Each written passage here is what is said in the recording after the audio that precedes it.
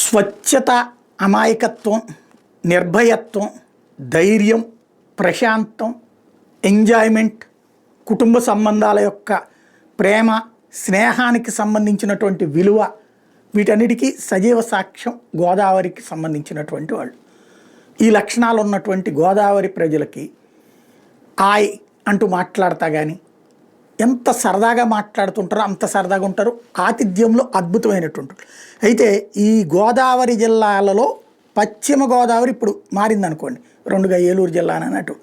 అయితే పశ్చిమ గోదావరి జిల్లా ఏర్పడి మొన్న 15వ తారీఖు 100 ఏళ్ళు అయిందట. కనీసం అట్లాంటి ఉత్సవాలు కూడా చేసుకోలేదు పాపం. అంటే పశ్చిమ గోదావరి పేరు మారిపోయింది కాబట్టి ఆగినట్టున్నారు.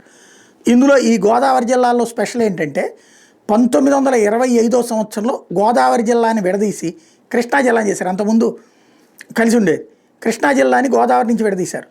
15 ఏప్రిల్ 1925వ తేదీన పశ్చిమ గోదావరి జిల్లా ప్రత్యేక జిల్లాగా ఏర్పడింది. 1925లో ఏర్పడినది ఏప్రిల్ 15.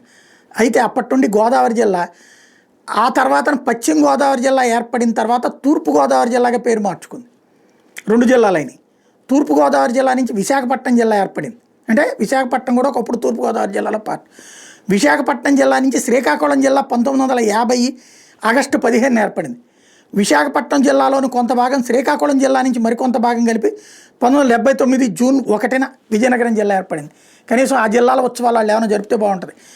ఏది జూన్లో విజయనగరం జిల్లా ఏర్పాటు జూన్ 1న, అలాగే శ్రీకాకుళం జిల్లా ఆగస్టులో ఏర్పడింది కాబట్టి అది ఏమన్నా అప్పుడన్నా ఉత్సవాలు ఏదైనా పెట్టుకుంటే బాగానే ఉంటుంది.